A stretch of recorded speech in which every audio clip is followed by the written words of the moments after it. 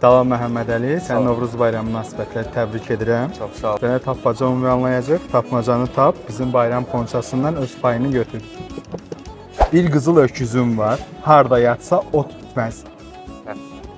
Tonqal yanım. Doğrudur. Deməli Sübhan, tapmacanı tapırsan, bizim bayram ponçasından öz payını götürürsən. Balaca quyu, içində suyu, ağcadan ağdır, sarıdan sarı. Çəkər bura. Yumurta. Doğrudur.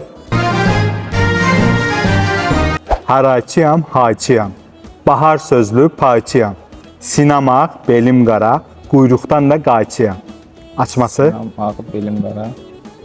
baharın gəlişini o müjdəliyir. Nə ola bilər? Qaranqış. Doğrudur.